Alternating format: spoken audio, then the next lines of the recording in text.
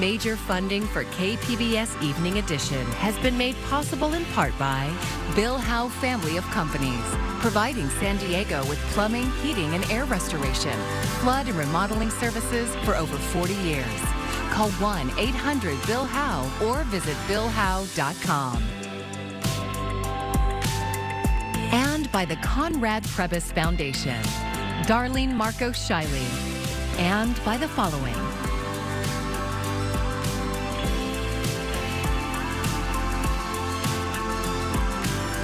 And by viewers like you. Thank you.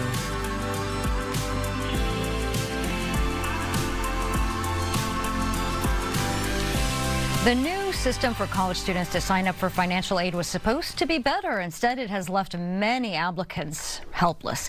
Thanks for joining us. I'm Maya Trabulsi. The free application for federal student aid, known as FAFSA, was streamlined and simplified this year, but technical glitches and delayed data have stalled the system. KPBS education reporter MG Perez has more on the impact to students and their families. Okay, Claire, here. JJ, Emmanuel. 17-year-old Chloe Showerman is president of the Associated Student Body here at Kearney High School. She is a leader who is used to having things under control. I have no control in this situation of what's going on. Chloe and her fellow senior classmates are among millions of students across the U.S. still not sure if and when they will be approved for financial aid to attend college in the fall.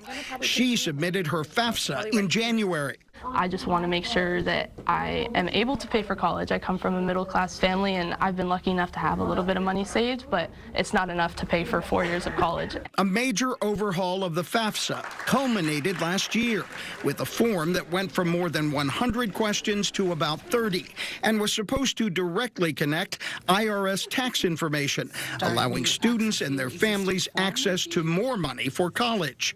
Problems including technical glitches and an incorrect crucial income formula have delayed financial awards, leaving students stuck. It's just really stressful for me, a lot of frustration, because I know that a lot of colleges haven't changed their deadlines yet for FAFSA, and I feel like there hasn't been enough communication between the FAFSA and colleges. Because of the delay, the University of California and the Cal State universities have delayed until May 15th, the date accepted students have to commit to attending, in hopes they will know their financial aid status by then. The U.S. Department of Education is promoting the change in financial aid as the better FAFSA. But at the moment, it is not better for students who have families that are classified as mixed status. Here at Mesa Community College, that includes current students who are American citizens, but their parents are undocumented. Counselors and assistants at the school's Dreamers Center are working to help applicants sort through the new FAFSA, which requires parents to submit a Social Security number to begin the process of financial aid. And again, the concern would be that maybe they don't complete the application process altogether. Maybe they don't enroll because they're uncertain if they're going to be able to finance their education. It's the same problem at a community college or a four-year university. Everyone waiting on workarounds to get the application process completed. Colleagues and I have been talking about this for months, and you know, our goal is to hold students harmless financially around all of this, right? This particular group of students, because there is no path forward for them right now. Chloe Showerman holds on to hope. I'm very hopeful about my future and what I want, and I will strive for what I want. And I know that this is just a bump in the road. MG Perez, KPBS News. A policy recommended by a law enforcement review board has been denied by San Diego Sheriff Kelly Martinez. KPBS reporter Katie Hyson spoke with policy advocates who say lives are at stake. The Citizens Law Enforcement Review Board, or CLRB, first recommended body scans for employees entering detention facilities years ago to help prevent drug smuggling. Then Sheriff Anthony Ray rejected their request, saying frequent scanning risked health and morale.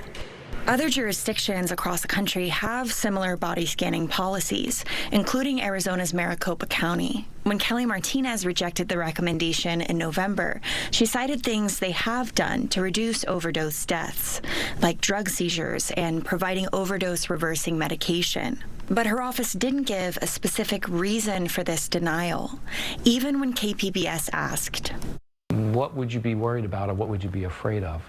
If you could save a life and perhaps weed out employees who shouldn't be there, that's a win-win. The county reported 146 suspected overdoses in their detention facilities last year. They haven't given CLRB power to do anything but make recommendations.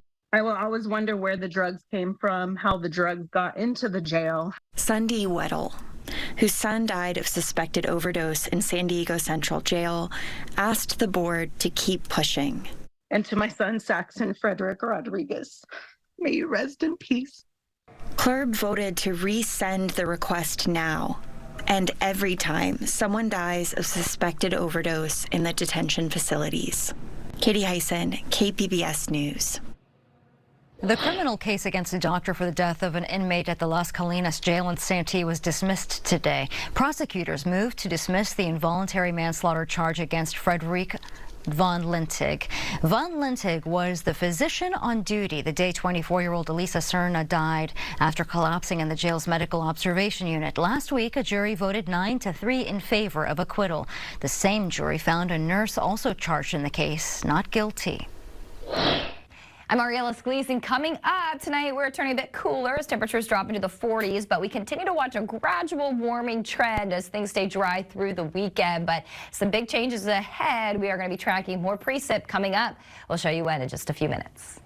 A former Caltrans employee is suing the agency for creating what he calls a racist and hostile work environment.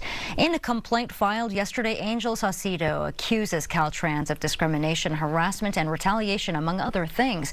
He says his supervisor and other Caucasian employees carry, quote, white privilege cards, and that his supervisor would often refer to him and other Hispanic employees as, quote, brownie boys. Saucedo says when he complained, he was told to deal with it. I was not the first, and I will not be the last to speak out. I just hope that moving forward, the next person knows that your voice can be heard. You matter, regardless of your race, regardless of what they tell you will happen to you. Stand for what's right. And Saucedo is suing for loss of wages, benefits, and more. In a statement to our media partner KGTV, Caltrans said it does not comment on litigation or personnel matters. Today, Democrats are celebrating a big win in the special election to replace George Santos. The victory creates an even tighter margin in the Republican-controlled House and could prove critical in upcoming bill battles. Julia Benbrook has this look at the impact in the bigger picture. Democrat Tom Suozzi wins a high-stakes special election on Long Island, beating out the Republican candidate Mazi Pilip. Suozzi, who has previously served in Congress, pitched himself as a moderate Democrat and centered his campaign on the economy and immigration. They want us to come together and solve problems. So now we have to carry the message of this campaign to the United States Congress and across our entire country. His win flips the seat previously held by disgraced Republican Congressman George Santos from red to blue. While Suozzi's victory does not change the control of the House, it does further shrink the House GOP's narrow majority. In his victory speech, Suozzi said he thinks the win sends a message. To our friends running the Congress these days, stop running around for Trump and start running the country. The Biden campaign celebrated in a statement saying, quote, when Republicans run on Trump's extreme agenda, even in a Republican-held seat, voters reject them.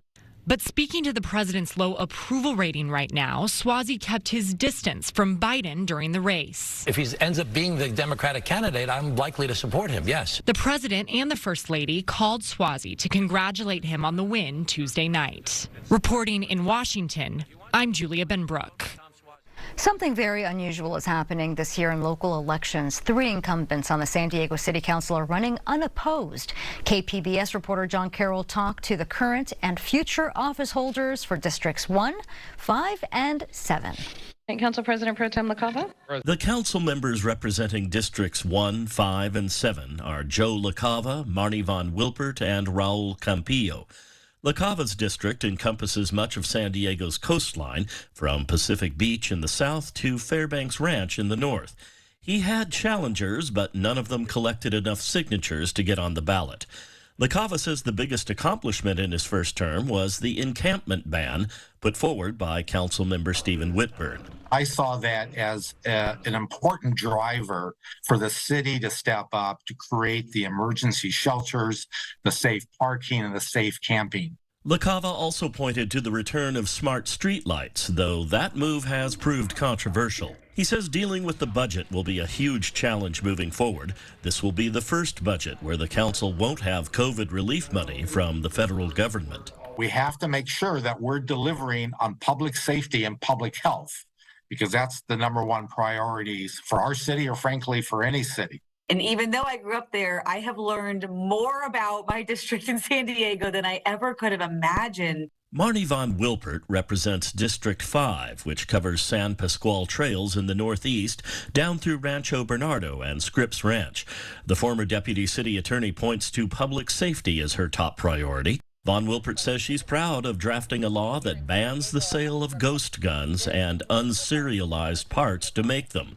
As for what's ahead, she says getting a handle on the city's roads is at the top of the list. I called for a 5-year rolling plan for how are we going to get back on track with our roads. And I called for a study to see where each road is and how much they've deteriorated so that we know what we're dealing with. I and my staff have been out in the community. We show up to every community council group, every planning group meeting.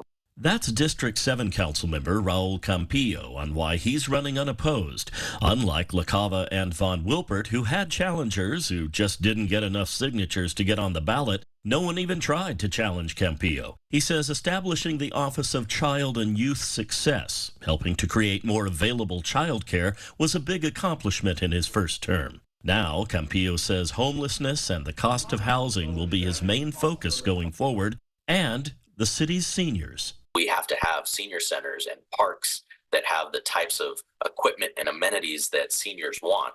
As long as LaCava, Von Wilpert, and Campillo each get just 1 vote in the March 5th primary, they will indeed be reelected. John Carroll, KPBS News. And for more about the upcoming primary election, you can check out the KPBS Voter Hub. That's where you'll find explainers on local races and Q&As from candidates to help you make an informed decision. Just go to kpbs.org/voterhub.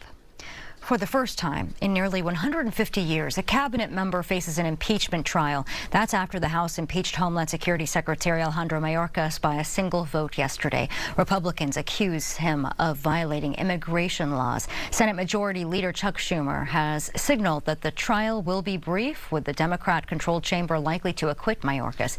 3 House Republicans voted against impeachment.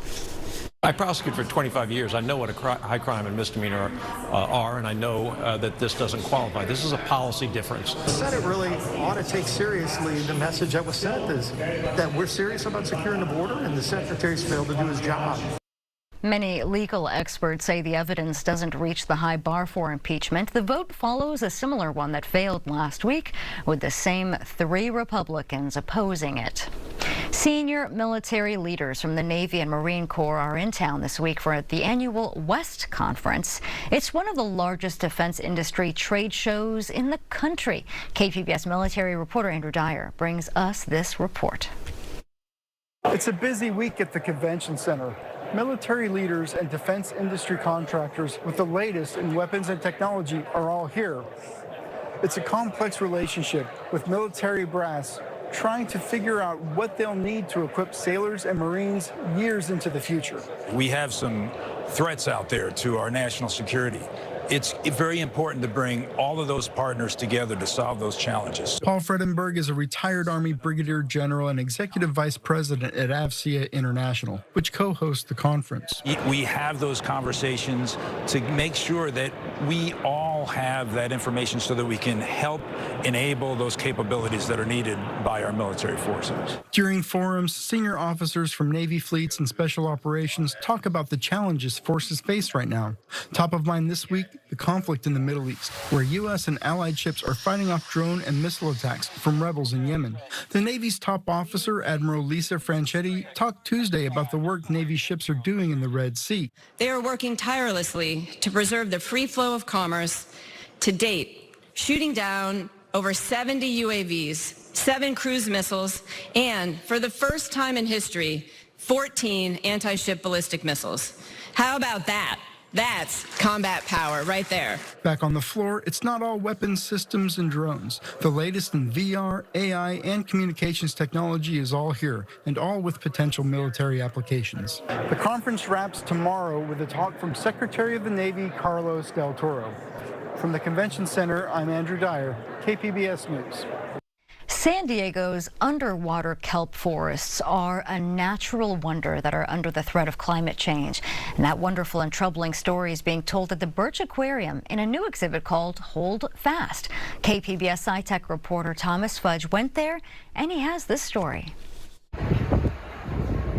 It's Saturday afternoon, and the Birch Aquarium is swimming with families. One part of the Hold Fast exhibit attracts a lot of kids. They run through a display of 27 kelp plant images printed on silk sheets that hang from the ceiling. What should I say about this area? Do we like this area? Yeah. San Diego dad and high school science teacher Andrew Corman asks his 2 kids about the exhibit. They've been darting through and around the sheets and lounging on the colorful ottoman chairs. Corman called it a great exhibit. It emulates what the kelp is. It kind of shows exactly how they kind of flow with the water. You got areas where they sit and can relax just like aquatic animals would in the kelp forest. It's been wonderful just kind of sit and watch kids explore this area. Oriana Poindexter is a photography artist and marine scientist who created the kelp forest where the kids frolic.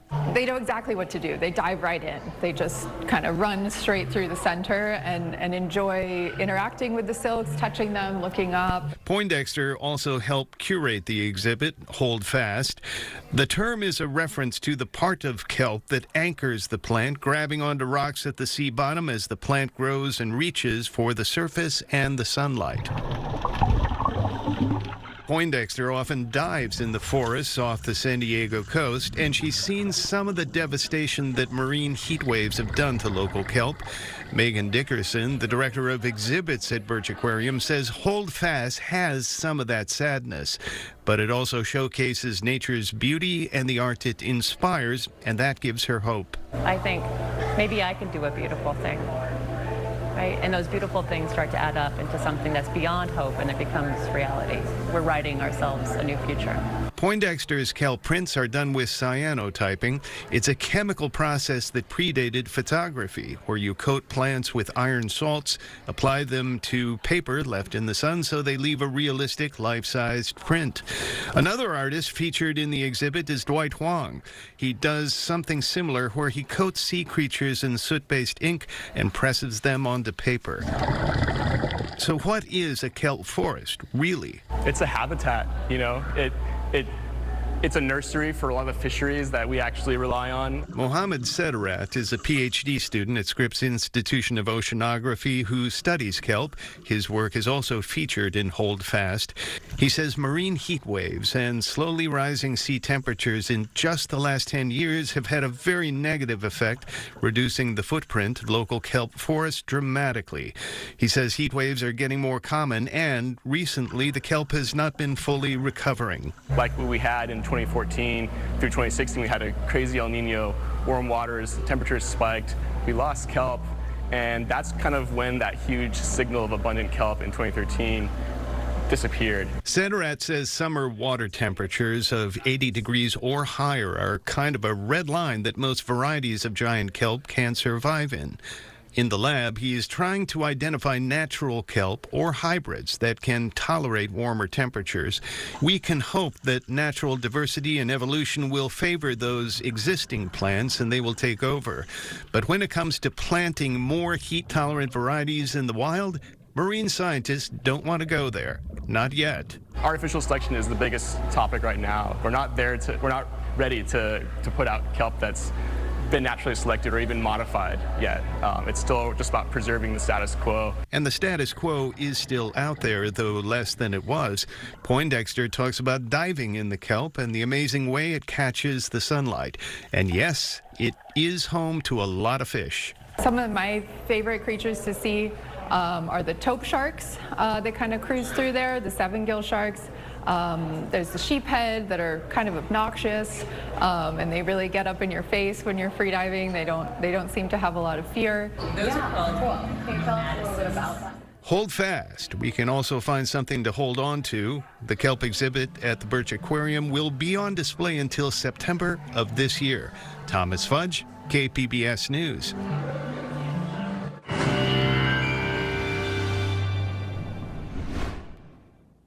As we look at our weather headlines, dry, gradually warmer conditions over the next couple of days. Certainly get out and enjoy, because we will watch a bit of a cooling trend here as we head into the start of the weekend through midweek. And part of that is because we'll start to see the increasing precip chances return as we head into Sunday night, and could even go all the way out till Tuesday, maybe even Wednesday. So calm and quiet through tonight as we are down to 44 in Oceanside, Chula Vista 46, Mount Laguna 36, and Borrego Springs 44. Looking in the day tomorrow, we'll see more sunshine and temperatures briefly into the 60s here throughout the afternoon. 64 in San Diego. We go all the way up to 71 in Borrego Springs, and a bit cool in Mount Laguna at 46. Friday is a nice day as high pressure is still in control. We stay dry, we stay pleasant, but our pattern does change here as we head into the end of the weekend and the start of next week. You're looking at the time frame here from February 18th to the 20th, where we're going to watch some locally heavy rainfall returning into California. That does include all the way down into SoCal, San Diego. Heads up. We could see a renewed flooding with things already just being so saturated, and then some heavy snow returning into the mountains. We'll get to the mountain forecast in a second. First, I want to start things off here along the coast over the next couple of days as we'll start to see temperatures come back down over the weekend. More clouds and then a little bit of rain as we head into the start of the week. Taking a look further inland here as things stay sunny over the next couple of days, but some low clouds and cooler temperatures as we head into the day on Monday. Here's your mountain forecast over the next couple of days as we'll eventually see things start to cool on down here as we head into Sunday. By next Monday, we'll see a lot more cloud coverage with temperatures only into the 40s by the afternoon. Wrapping things up into the desert, low 70s Thursday, Friday, and then we'll briefly warm back up Saturday and Sunday before temperatures drop back down as we head into the day on Monday with a high of 72. For KPBS News, I'm Ariella Scalise. Well, it is February 14th, which means it's Valentine's Day, and love is in the air, and it's growing in the North County. While many flowers sold this holiday are imported, KPBS reporter Jacob Ayer says it's also a big day for locally grown flowers, and an even greater sea of color is just around the corner. Romance and flowers go hand in hand. Valentine's Day is one of the biggest holidays for cut flower sales, and a few local companies are growing and selling their assortment of flowers across the region and beyond. North County is home for a lot of cut flower growing. Here in Carlsbad, we grow lilies. It's an Asiatic lily. Dram Ector Farms used to operate in Encinitas. Company president Bob Ector says he moved things to Carlsbad and Mexico due to climbing costs and a shift to a more international cut flower market. Down in Mexico, we grow mostly Gerber daisies and an oriental lily like the Casablanca Star Gazer. But many of his flowers are still sold across the region, including places like large retail flower shops and roadside stands. From Albertsons to all the way down to a smaller chain like Gelson's or Bristol Farms. Even with the challenges, some farmers continue to keep it 100% local, like Michael Milano. We're standing in a delphinium field. It's one of our core crops that we produce in the months of January through about Mother's Day. and this particular field is one that we have set up to come for Valentine's Day. His organization grows a wide variety of filler-type flowers and foliages in Far East Oceanside, and is also responsible for the sea of colors that springs up from the Carlsbad flower fields each year. All told, we farm about 400 acres, 300 acres here in San Luis Rey, and then 100 acres where we oversee the production of the ranunculus at the flower fields in Carlsbad. Ranunculus are the flowers that give the Carlsbad fields their famous colors. But those blooms play a bigger role than just the beauty of the fields. Some are sold as cut flowers too. The plants only produce 1 or 2 good florist grade flowers per plant, yet each plant blooms with about 15 flowers. And so the uncut flowers make the spectacular show that we all know and love. Fred Clark is the general manager at the Carlsbad flower fields. He said the recent rains were beneficial for their crops, which are starting to show their true colors. So the crop starts blooming in the early March, and the last flowers bloom at Mother's Day. The official flower field season kicks off on March 1st for people from far and wide to come and enjoy the rainbow of hues. In the meantime, Milano says to look for stickers marking California or American grown, as those are the best indicators of what just might be San Diego flowers. Jacob Ayer, KPBS News. And those are going to be some beautiful flowers. Here is a look at what we're working on for tomorrow in the KPBS newsroom. U.S. Customs and Border Protection says the number of undocumented migrants crossing into the U.S. dropped by 50% in January. NPR's Morning Edition will have more on the report. And on KPBS Midday Edition, they have a roundup of arts and culture events with the weekend preview. And you can find tonight's stories on our website, kpbs.org. Thanks for joining us. I'm Maya Trabulsi. Have a great evening. Major funding for KPBS Evening Edition has been made possible in part by Bill Howe Family of Companies, providing San Diego with plumbing, heating, and air restoration, flood and remodeling services for over 40 years. Call 1-800-BILL-HOWE or visit billhowe.com. And by the Conrad Prebys Foundation, Darlene Marcos Shiley, and by the following.